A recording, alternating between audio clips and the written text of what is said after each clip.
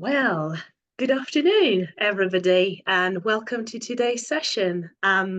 Whilst everybody is still joining us, I'll start ahead and introduce myself. My name is Lisa. I'm the head of partnerships at Charity Digital, and I will be today's host and panel's chair for today's discussion on how to lower your digital carbon footprint. So yes, whilst we're waiting for others, feel free to introduce yourself in the chat box. Let us know where you are joining us from today, as I'm currently based in Kent, and it's very sunny.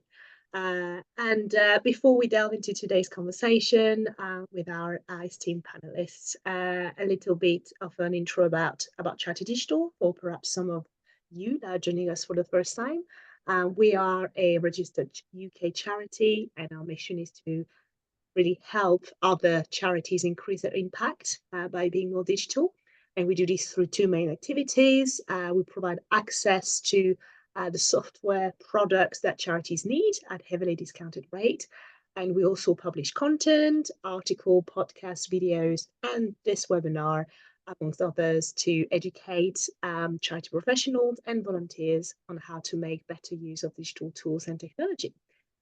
So that's it about us. And on to today's panel discussion. And actually, the key point from that discussion is from the start, and it's more than 4 in 5 charities that say they are concerned about the impact of climate change, making it more critical that they take steps to address it, and including lowering their carbon footprint.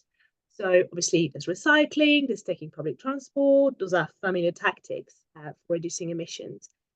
But there's also the carbon footprint of digital tech, and that's often underestimated, despite sometimes being comparable to the aviation industry. Digital technology is essential to our sector, and that helps us increase, productivity, reach more people, and as a result, raise more funds as well and deliver more services. So it's not a case, definitely not today, it's not a case of avoiding using digital tech at all, but it's making sure we use it efficiently to reduce the impact it's having on our environment. So in this webinar, I'll be joined by Ravi Vicaria, who's Digital and Tech Sectors Coordinator at the Carbon Literacy Project, Lauren Wiseman, Environmental Manager at WWF UK, and Catherine Woolard, who's Head of Innovation and Digital at National Trust. So we'll discuss how charities can tackle their digital carbon footprint and consider the sustainability of the tech that we all use every day. Before we start, a couple of house rules. The session is being recorded. We will upload it to watch on demand within a week's time. So all the resources that we will be mentioning will be made available to you by the end of today. So don't worry if you've missed anything.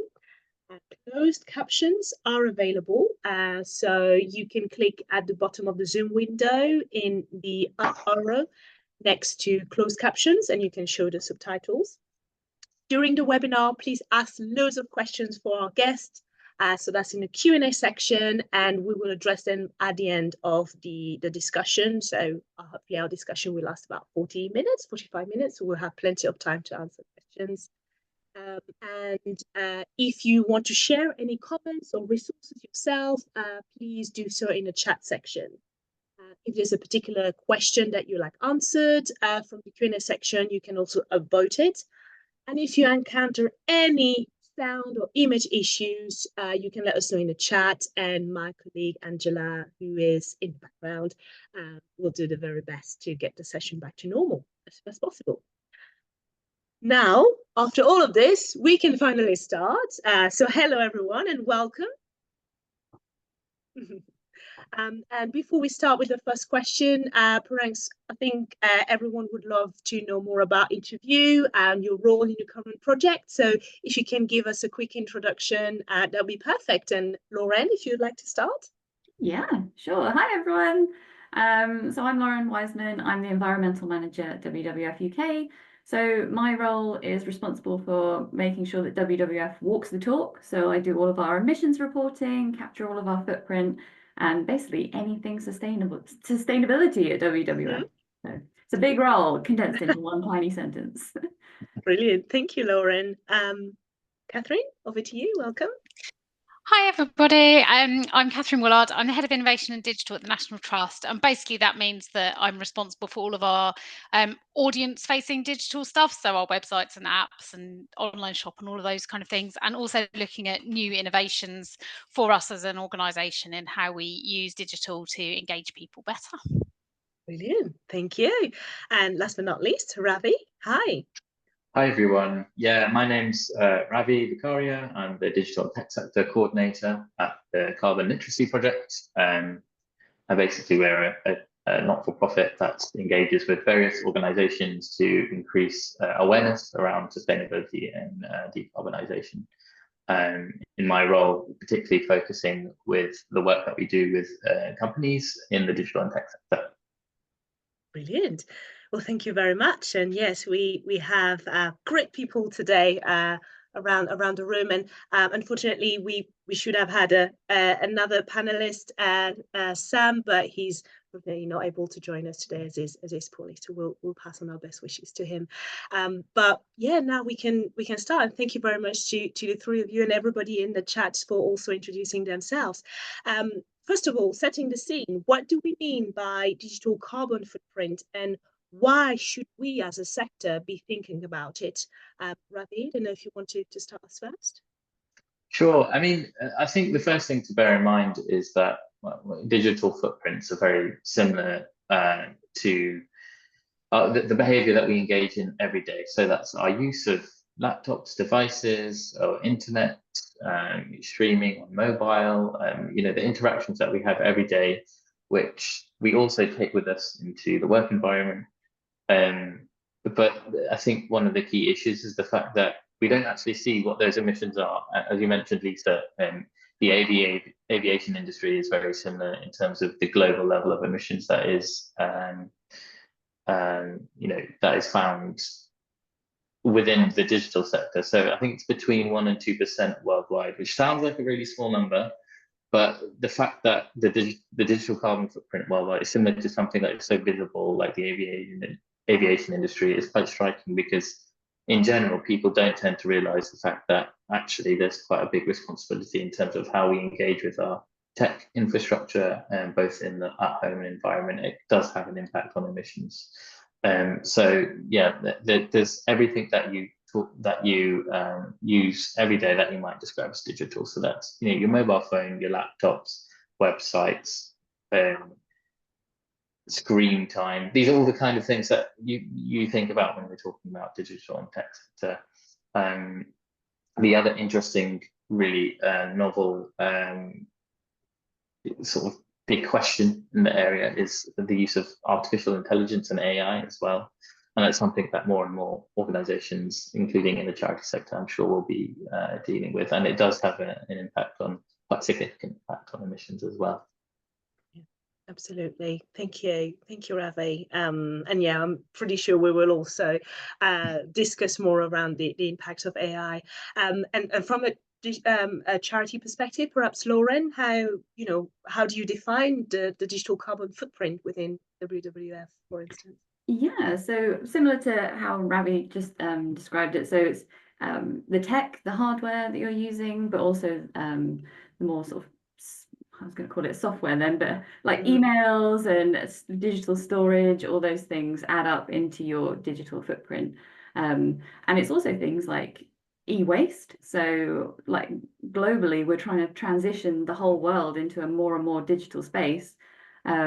Everyone is becoming online and everyone's having all these great innovations in tech, but we're seeing huge piles of e-waste being created. So Global E-Waste Monitor, I think, calculated it at 62 million tons of e-waste was generated in 2022. And that's expected to rise to up by 82% by 2030. So we've got all this waste being created, as well as consuming all these raw materials and minerals, conflict minerals. So it's not just environmental and having this degrading effect with mining and things like that, but also socially, it's one of the biggest industries for modern slavery. So it's really on us all to take responsibility for being more environmentally sustainable, socially sustainable, and looking at, yes, we want these great innovations and we want to transition to digital, but we have to make sure we're being responsible with our footprint as well.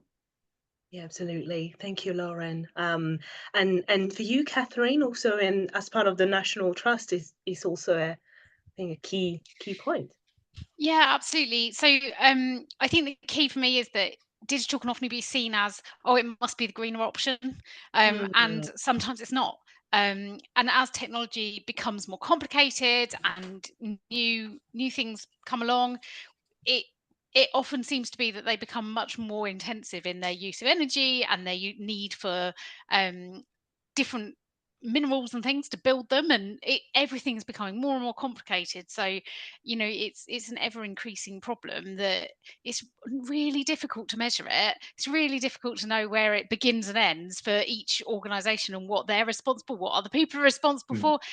It's also a really powerful tool, so you've always got that balance between how do you get the value out of it, but equally understanding that it's not free in terms of the cost of to the environment of what we're doing. Yeah. So yeah, it's a really interesting challenge because it's so difficult to measure it, and it's so difficult to work out how to get your hands around it. And also the reality is a lot of the better solutions cost more money. So we all also understand we're in a cost challenged sector. Sometimes we can't afford to do the right thing for carbon, but it means doing the right thing for cause. And how do you balance those two things? So I think, really interesting challenge. Obviously, as an organisation who, very much are an environmental organisation as well, it's balancing that need. If we're busy planting trees in one place, we can't be spending all of our money on really carbon heavy tech in another. It's like we need to be at exactly what you said, Lauren, walking the walk. So Yeah, absolutely. And yeah, essentially, if Catherine, perhaps if you can tell us a bit more about the tactics you have taken to measure and reduce your carbon footprint, and then what charities you think should be doing for that. Yeah, no problem. So, as I said, I think for me, measuring it is so difficult. It's so many variables come into it. And I thought I'd give you a bit of an example of something we've been doing. So, you may be aware we do our membership magazine, which is the biggest print run in Europe or something. And we've done loads of work to try and reduce the carbon impact of that, looking at everything from where the print production is and what the journeys are that the lorries are taking to get people there. But at its core, you can actually measure that quite well, and understand and draw a bit of a line around what the carbon impact of that is. We're moving to offering digital as an alternative. It is a minefield. Everyone wants to know, well, what's the impact for the digital one then? And you go, well, it depends what device people use. It depends how many pages they look at. It depends how many times they look at it. It depends what kind of connection they're on at the time they look Exactly, at it. whether it's quick or not. Yeah. It's so confusing and difficult to get to the bottom of it. And also, well, is that our carbon footprint? Is that their carbon footprint? Does it matter? So I think measuring it is a real challenge. And I kind of approach it from the perspective that, do you know what, it's everyone's collective responsibility to do this, and there are things that we know we can do. So even if we can't put a number on it, we still should be doing the right thing and thinking about it. So there are kind of three key areas that I focus on. So the first is around like that infrastructure and your internal systems and technology. So understanding who are your providers, where is your data being stored, what data centers are they using, have you got anything in your contracts that say that actually you only want to work with people who are using renewable energy sources to power data centers. Again, the reality is that in our sector we don't always have the financial means to be able to make the 100% best decision. And as the trust, we're a really big organization. We've got a lot more resources to be able to kind of put into developing our contracts and things and doing that. So totally get that it can be really different depending on the scale of your charity. But there's definitely things we can do there. Also trying to make your tech last, trying to get the most out of it before it becomes waste, and being really good at looking after the stuff that you've got.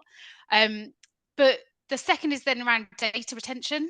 And actually there's such a big challenge around data retention in that, I mean, trying to get people to delete emails even is a real challenge. You always got that like, but what if I need it one day? But Might be actually, guilty. yeah, I think I think everyone, you can have a tendency to it, but actually it's about being really tight on your retention policies and enforcing them, but also really putting the time and effort into upskilling people into digital literacy so they understand, because for an awful lot of people, they don't understand that by sending all those like little thank you emails and things, what the impact of that is when you multiply it up by everybody doing that, and likewise then storing them in their archive indefinitely, and all of the every document, every version of it. Actually, there's some really good practice in terms of clearing out your data and reducing it, and every bit of data that you delete is an improvement, especially data you don't need. So, and there is a lot of data that we've all kept that we don't need. So the third one for me is then about building in carbon impact as part of the cost of part of the costs that you consider as part of your business cases. So we'd never invest pounds money into something without a business case about why we're doing it, but yet we don't necessarily always put the same consideration about the carbon cost of something.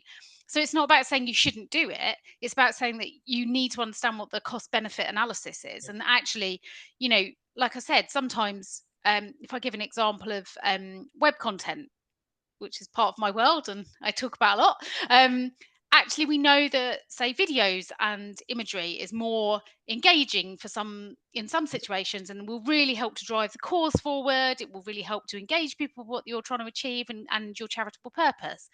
But it's also much more carbon heavy than text, and that's fine. And sometimes it's the right thing to do to say, actually, in this instance, it's going to drive so much more benefit to use the more carbon heavy content types than it will be, because we know that it'll help us generate, I don't know, masses more fundraising income, which will then help us to be able to do more for the environment that we could do than the cost that we're incurring in terms of carbon over here. But for me, it's just about being really mindful about it, and it not just being a kind of, oh, we haven't really thought about it, or always defaulting to the most carbon heavy. Actually start at the lightest and then kind of have a reason to move up that those steps. So yeah, those are the kind of 3 areas that I'd suggest thinking about. Great, thank you, Catherine. Yeah, that's really interesting, and there's a couple of points we probably can discuss in more details. Lauren, how about your activities at WWF? What are the tactics? Yeah, so I share some of the similar feelings to Catherine, with it being difficult to calculate. So in the last few years, so we report our emissions externally in our annual sustainability report. And in the last few years, we've included some of the things that we can calculate accurately. So particularly the footprint of tech. So physical laptops, mobile phones, monitors, printers, that kind of thing. So one of the things that we've done in recent years, which actually has had a big impact, and I'm a big advocate for it. It's not entirely perfect, it's getting there, but I love it. So all of our laptops now are remanufactured. So we, instead of buying brand new laptops every like 3 to 5 years, and mobile phones as well, monitors, now we have a policy where we buy remanufactured laptops, which means that they come with a guarantee that they are better than or like new. So instead of refurbished, where they just do sort of facade cleaning and check that it works, remanufacturing is testing every component to ensure that it works.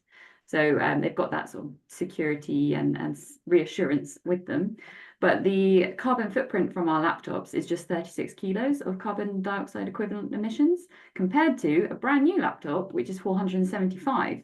So per unit, if you've got 500 laptops, you can work out it's quite a big saving. And the same with mobile phones. If you're buying refurbished ones or secondhand ones, secondhand monitors, quickly starts to add up and save you carbon from your footprint.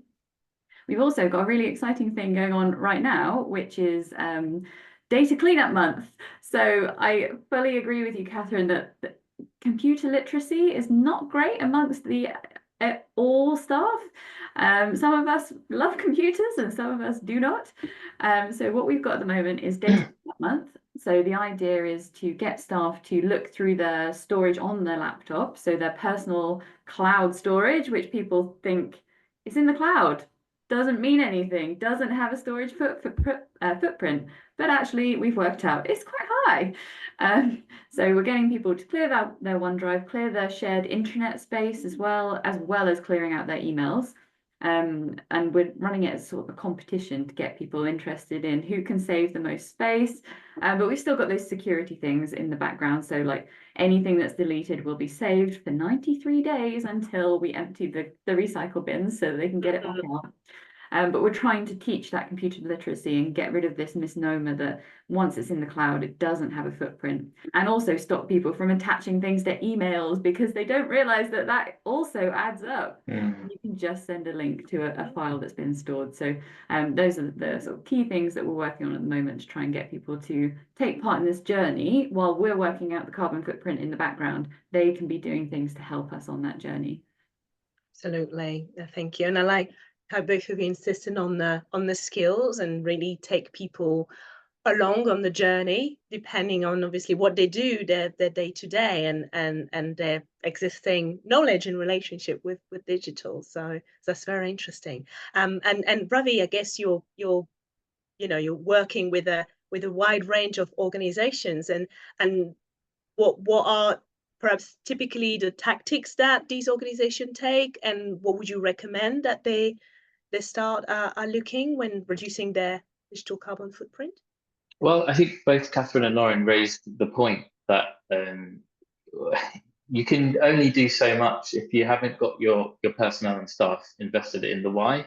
That why are we doing this? Why are we making these efforts to delete our emails and attachments and back up data? What's the point?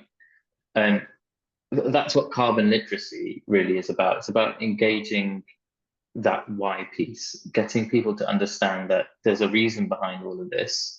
We have to start making these small changes to our behavior so that, at the end of the day, we're trying to reduce our emissions. Why are we trying to reduce our emissions? Because it causes the greenhouse effect, and it causes global warming, and it causes all these issues that are going to have an impact on ourselves and also the planet as a whole. And I think it's part of my work at the minute is really trying to understand the level to which people in general, but particularly in the digital and tech sector, really feel and know that they're doing the best that they can. What organizations I've been speaking to have said, they all have kind of different perspectives, whether they're smaller scale SMEs, charities, or sort of bigger multinationals. Their problem statement is, okay, we've been told for legal reasons or compliance reasons that we have to reduce our emissions. Okay, fine, right. But a lot of the time it will say, but we're really struggling to do this, and we're really trying to push through, especially particularly sustainability teams at these bigger organizations. And they will have these aims to reach these targets, but they're struggling, they're pushing against a brick wall a little. And what they found is that the knowledge and awareness, that sort of literacy piece, is like a really key point in being able to enable these bigger organizations to make that transformation. And having that education piece is really vital for enabling these policies and processes to work, because it's all well and good in saying that, okay, we're going to turn off all our lights or engage with our suppliers on making sure that their sources of supply are much more sustainable. Again, if people don't really know why they're doing it, they're not really engaged with the reason behind it, then it just becomes empty of meaning, and you don't actually get that much effect. And I think what you can start to see from a longer term lens is that staff who are more engaged with the messaging behind being more carbon friendly really do start to do sort of this stuff themselves, rather than just doing it for reasons because they're told to do it. They do it because they see the reason and the value for doing it. And that's part of sort of my key work at the minute within the digital and tech sector. And the other sort of element of my work at the minute is bringing out a toolkit so that there's just a ready-made element for education piece for organizations to be able to say, oh, we'd like to train our staff. How do we do it? Here you go. Here, it's all there. Take it. Go and run with it. Go and start training your staff, because I think, from my point of view, and certainly I think that's the first step, especially when trying to make these changes that are necessary on a bigger scale. Yeah, thank you, Ravi. And actually, a question that also I had when listening to all of you. Obviously, Ravi, you mentioned creating a toolkit, for instance, or helping organization understanding their why.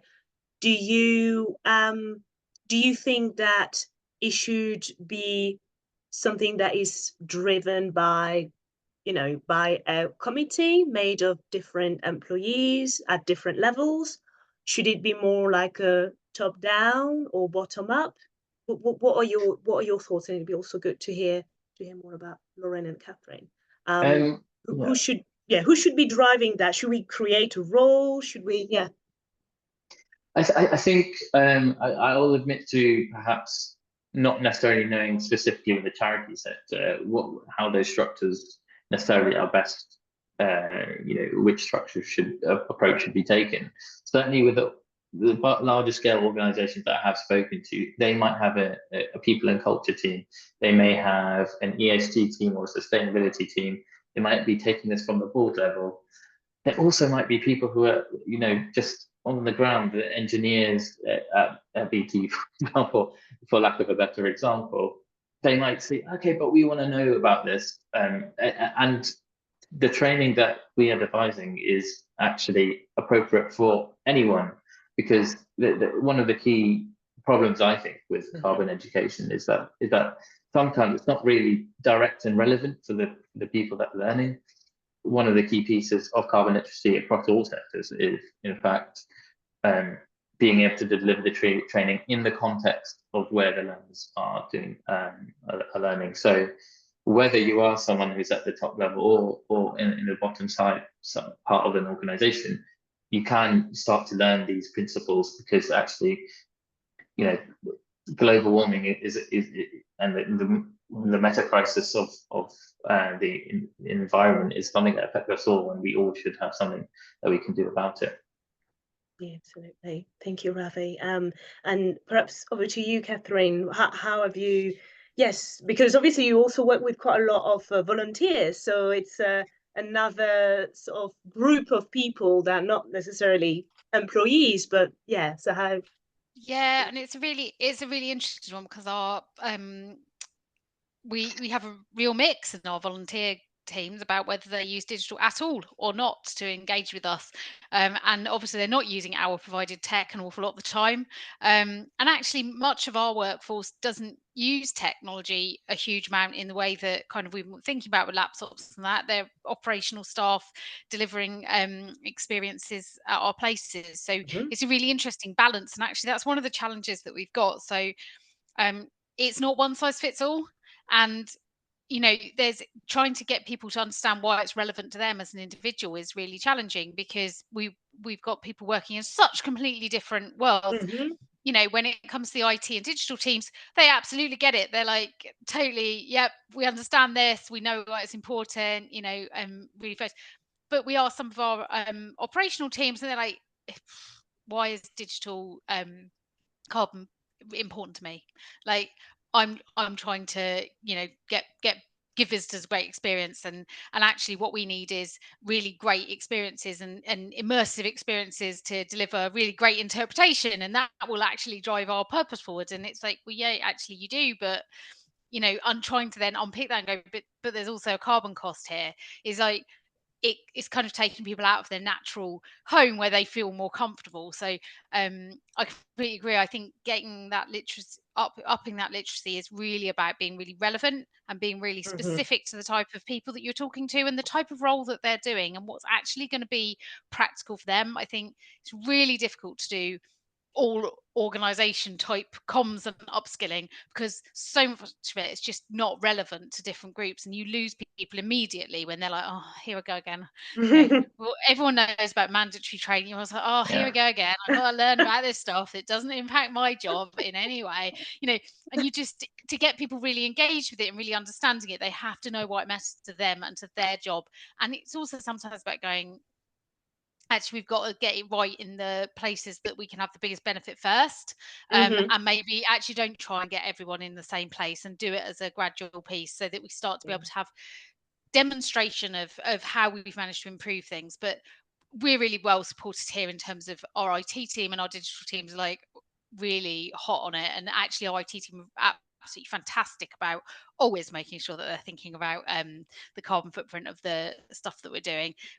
But we have similar challenges like anyone. You know, we've got old technology, and there's very, you know, we don't always have the money to replace it with the most efficient and best options. So, you know, that always comes back as another challenge. So absolutely, thank you, Catherine. And yeah, that's really insightful, and also like the fact that yes, loads of even the estate of the National Trust has also its own carbon footprint challenges. So when you add the digital one on top of that, that is a lot to tackle. And what about you, Lauren? For instance, how big is your team? Is that, you know? Just me. So well, there you are. we have about 500 members of staff, but there's just me. But I am a big lover in democracy. So I like to bring everyone together to be involved in decisions and to understand, like, as Catherine was saying, and Ravi, like, sustainability is everybody's job. Like, every single role touches sustainability in some way, even if it's just putting something in the bin. You're still impacting the environmental footprint of your charity or your organization. So although I bear the responsibility of developing our strategy and what we're going to do, I can't do that alone. Like, if I just set a policy and hope that everyone's going to listen to me, then I'd be talking to a brick wall. I've got to make it interactive and fun and engaging to people. So I have to, like Catherine was saying, figure out where it's going to impact the most and get people involved in making those decisions who know things about that area. So if it's a digital strategy, who are the experts and who actually uses the digital software, who can come up with better ideas, who knows what's going on in that sector, and help bring them into the table. Because the more people you involved, it makes them feel empowered in their own roles as well, and they feel like people are listening to them. And although it might not be something to do with the exact job description that's on their job description that they're getting paid for, it's those extracurricular items that help make all of our jobs way more interesting and help retain staff in your organization as well. So if you are a smaller organization, I would say, like, setting up green champions and asking people who's interested and who knows about different things. Like, you don't have to have all people from one department in your green champions. You can have someone from every different department or some different teams. You never know who might actually be interested, but bringing people together helps you understand problems a lot better. You see them from different angles. You can see solutions much better, and your senior management might also be more likely to listen if it's coming from different angles as well. So. Yeah, absolutely. Yeah, as an example, Charity Digital, we have a green team, and it's because we're, how many of us now? Sorry, I lost count. It's not really corporate, is it? I think it's 15 of us, and the green team is made of, my colleague would kill me if they knew that I didn't remember. Let's say 4 people, but it's great because ideas are coming from different parts of the organization.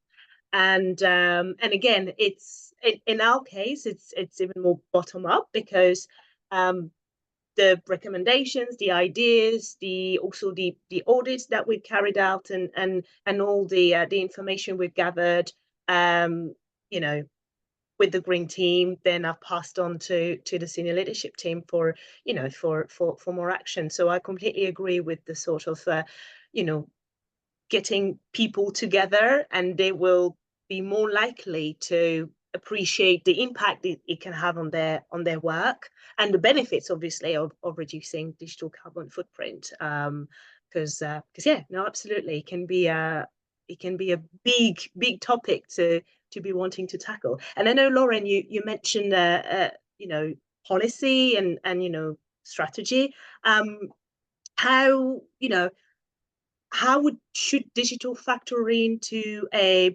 charity strategy, or even a sustainability strategy? Do you have both, for instance, at WWF? Yeah, so we have one big overall, what we call environmental goals, but it's technically an environmental strategy, but for confusion reasons, it was renamed environmental goals. So there's two parts of it. There's the internal, such as the operations. So that's your internal printing, it's your storage, it's looking at your hardware, what you're buying as an organization to help you run. And then the other side is the external. So it's your digital communications. So your printing and sending things to donors, but you could also be providing a platform for supporters to join, like a little portal, or sending emails. It's how you engage with social media and all those other things as well that come into that. So yeah, we have at the moment our environmental strategy, which we are looking to improve now that we're getting more data available to us on what's going to be the right thing going forward. So at WWF, we have a lot of fantastic supporters who are really amazing, but they are very particular. So some of them they really love having printed copies of things. We've created this supporter portal for them to come and access lots of digital content. And some of them do not want to use that, so they still want to have that printed resource. So it's about, we're looking at coming together as different teams. So we've got our digital team, our supporter engagement, print, etc., all coming together to help us improve and innovate in that area to make sure that we are using data to make informed decisions about how we go forward, but also still meet our emissions reduction target, which is to halve print and to basically halve our entire footprint by 2030. So we really need to get cracking on that. So we've got things in place at the moment which cover things like how we monitor and measure our footprint, but also we're looking to innovate in that area in the future. Brilliant. Thank you, Lauren. And yeah, how about you, Catherine, really, in terms of your own sustainability strategy? Or do you have one for all the National Trust, or maybe is it a little bit more? Yeah, so one of our key strategic goals is climate action. So it's kind of embedded in everything we do at a top level. I think what's really interesting for us is there are so many different ways that we look at it. And actually digital factors in a variety of different ways. So yes, we need to reduce the carbon impact of the digital that we do, but we also really recognize that digital is going to play a really big part in enabling us to do more sustainability things and more things for climate generally, when it comes to things like monitoring and like sensing and all of this kind of great technology, which is going to enable us to be able to do so much more on the ground things that are going to be absolutely game changing in terms of what we can do to help manage all of the land that we're looking after. So there's always this really interesting balance between how do you use technology and digital where it's going to add real value and enable us to do more in sustainability than the cost of the digital to do that. So yeah, we try to take a really balanced view of like how we approach it. Obviously we're absolutely focused on trying to make sure that the kind of our inner workings are as sustainable as possible, and that forms part of all of our core strategic aims. So yeah. Great, thank you both. And Ravi, from your perspective, how should digital factor in a charity sustainability strategy or overall strategy? I think it's about probably understanding where the biggest emissions are being incurred and starting to also do a bit of feasibility, because you might find that your digital platforms and your websites are what your biggest carbon emissions are, and you might start there, right? And there are tools out there, the website carbon calculator. This might be relevant for some of you who are watching and listening. That's just a really simple approach to understand this is something that we're contributing to. How can we minimize it? Are we using too much text, imagery? How can we simplify? How can we reduce our footprint in that manner? And I think that's always a great starting point, because it's quite a simple angle of attack, and I think it's just a great way to start engaging when it comes to reducing digital footprints.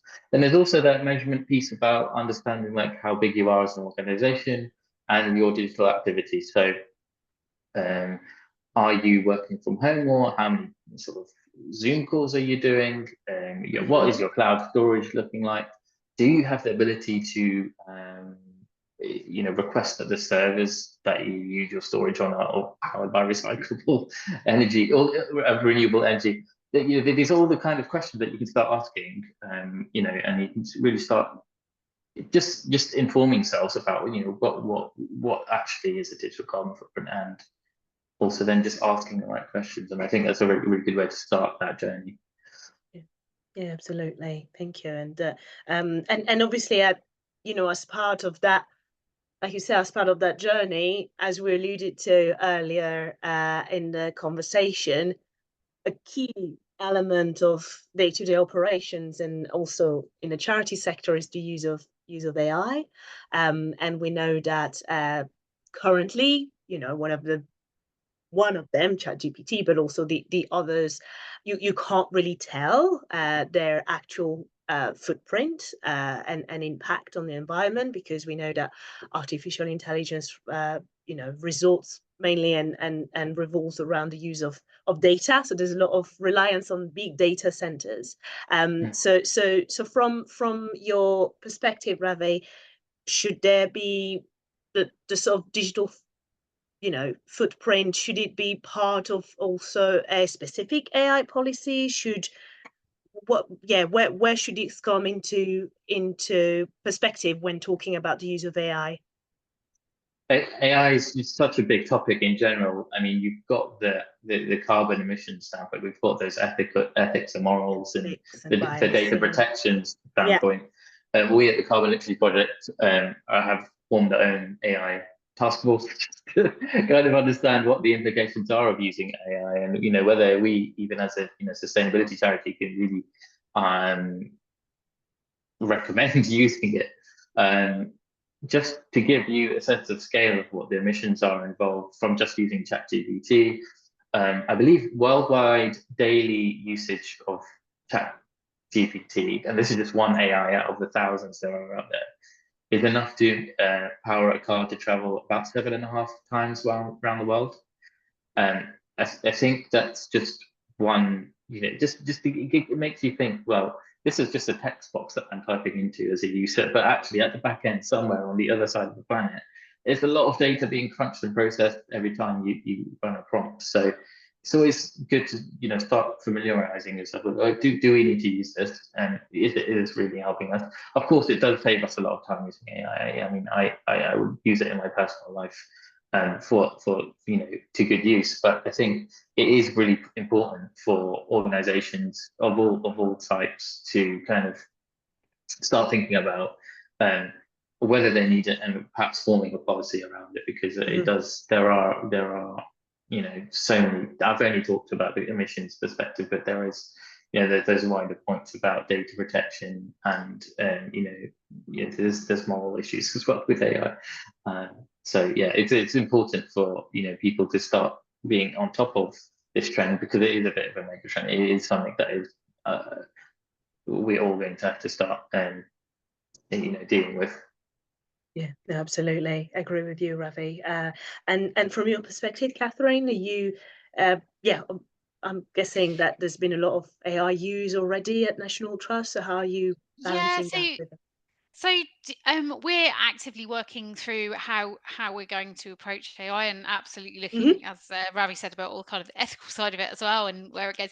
But the reality is, it's starting to be embedded in so many things that you don't necessarily always have control over whether it's being used and at what point in the supply chain. Some of the really challenging bits about actually really linked to the carbon footprint of, well, what bit do we have control over, and how do you manage that? At what point do you just have to kind of say, well, we can only do this bit, and it's everyone's responsibility? But I think it raises some really interesting questions around efficiency, and okay, if you then don't need to buy laptops to do this work because the AI will do it, actually what's the offset there?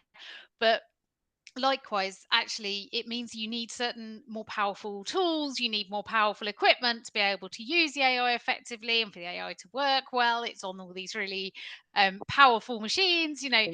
It starts, but how do you we're going to be much more effective in getting it looked at if we can somehow kind of make those companies creating the AI think about the carbon footprint more than our use of it, which is going to be relatively minor compared to the kind of worldwide use. So yes, we can do it from our perspective, but actually the real power will come from kind of a movement that pushes the companies building these things to be thinking about the carbon impact of them and trying to improve that over time as well, because we're going to be able to have a limited impact. That doesn't mean we shouldn't do anything about it, but actually, again, it always comes down for me to that kind of cost benefit analysis. Absolutely, Catherine. Yeah, thanks for your thoughts. And Lauren, what, you know, is anything you like to add as well to that, and how do we do Yeah, well, so for me, like, AI is one of those terms where it's entered the mainstream lexicon, but AI has been around for ages, since the internet, since computers. It's just automating things. Essentially, like, anyone who's ever used Photoshop, we've been using that for years. But for us, one of the practical things, like with Data Cleanup Month that we're doing at the moment, so we're going to be introducing Copilot to help people as a practical tool and see that how that works for staff to help make them a bit more efficient in their day and reduce some of that burden on their time, so that they can get onto the more practical things that they need to be doing for the rest of their time. But for an AI tool to work effectively, the source data that needs to go into it has to be effective and useful data. Can't be feeding it a load of junk, otherwise the AI is just going to churn out junk. So part of what with the data cleanup is to get rid of those old files, old branding, old words, terminology that we're no longer using, all the old data, so that what's going into Copilot is fresh, it's relevant, it's accurate, so that essentially will reduce the footprint as well, because it's not having to go through quite so much data as well. So there are practical, tiny little things that we can do. As Catherine says, we're not going to impact the massive data servers that Microsoft might be having in the desert, but we can still show willingness as well. Like, we can put that pressure on Microsoft. We can say, where is the data? We want the data, give it to us. We need to know what our footprint is and why are you not providing it, and show that consumers want that information and that they should be also making strides to be reducing their footprint where possible as well. Yeah, absolutely. Yeah, I like the advocacy piece, and asking the sector, the tech sector, you know, the one that provides that tool, to actually help us as well, using that tool the best way possible. So, you know, very, very important. Well, thank you very much to three of you. We have an absolute massive amount of questions, so sorry perhaps to cut it a little bit, but I wanted to really share with you some of the very interesting questions we've received, because it'd be great to have your thoughts on this, and basically a lot of people I was seeing in the chat have said that a toolkit really would be a really good start, to get the conversation you know, going within their organization. So hopefully there's something we can share with our attendees over the next few days. Yeah, I mean, I may as well jump in. That's Yeah. my main remit of my work at the minute is, in fact, the developing of a toolkit. It will be ready mid-November, and it will be free to access for a certain amount of time. Our co-sponsors on the project, Auto Trader, have kindly supported us in saying it's going to be free for a limited amount of time. So as many organisations that are interested can come and start using the material.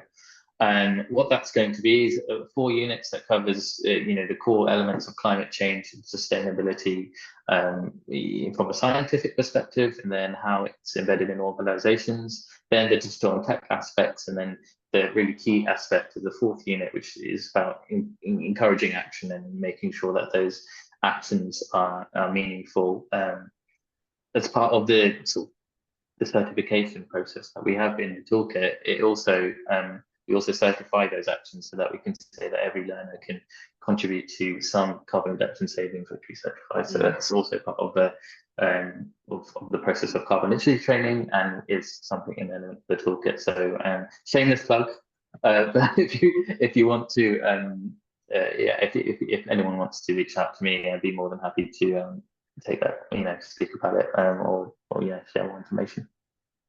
Super. Thanks very much, Ravi. And yeah, definitely, that's a very very good plug.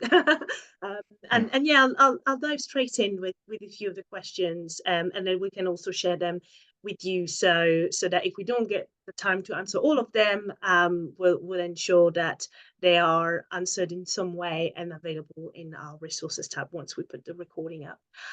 But a question from Kat: is there a way to audit your impact and make an action plan to reduce that digital footprint? And I'm guessing from the question is, how do you go about that? Is that a big organization-wide exercise, or yeah, how would you guys go about it, to sort of audit the impact? I don't know if Catherine or Lauren wants to. Yeah, I can talk about it from our perspective.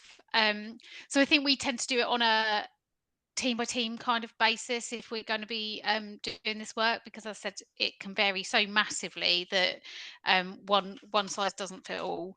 But yeah, I generally think it's really great to do it as a collaborative piece of work, to collect people's thoughts, to do it as part of the upskilling as well, sharing information, getting people to understand. Obviously, as I said, kind of within the digital team, we do this quite a lot, things we can do, and having an action plan, and having we create our kind of training and approaches for content and for development of things around trying to look at what the most carbon light options are that will deliver what we need to deliver. So as an example, we had an action to look at different coding languages to see if actually it would make a significant enough difference if we approach using a different coding language for our development. So actually we worked with our IT counterparts on that to have a look at it. So there are definitely things that you can do, but a lot of it is about understanding. You need to absolutely, the audit part is so important to really understand what it is that you're working with, and to make sure you've got the right people in the room who can then come up with the ideas, because I think it can be really difficult to just throw it out there and go, could you just have a look at what you're doing, and then come up with a plan. It's like, well, I don't understand it enough, and I'm not an expert. And actually a lot of the suggestions are really focused quite on that IT digital team type knowledge, and a lot of the other teams will be completely, it's just not their world to be thinking about that stuff. So yeah, I think doing it quite team specific, and providing you have to provide the background information to enable people to come up with a good action plan as well. Yeah, absolutely. Thank you very much. I don't know, Lauren, you want to add to that, to build on that? Or? No, for me, I would start with looking at dividing into sections. So you've got your hardware, software, your cloud storage, your physical storage, all those things. Like, break it down into easy areas, and then find the experts in those areas to help you gather data, and then see what carbon factors are available online. So DEFRA provide a lot of carbon factors for a lot of different things, which is so useful for working out your carbon footprint, especially if you're a small organization. But there might also be science studies and other data out there, which you can then use that to translate your raw data, multiply it by a carbon factor, bish bash bosh, you've got your footprint, and then you can work from there to improve it and make it more reliable. Absolutely. Thank you both. And another question from Phil, which relates to the culture and the people element of all of that. How, if any, have you dealt with any negativity from staff around reducing carbon footprints, particularly with some negativity in the political landscape or media around net zero targets, and over the past few months, some perhaps change in policy? Has that influenced some conversations with staff? Perhaps, I don't know, Catherine or Lauren, you want to share? I don't mind sharing some stuff if that's helpful.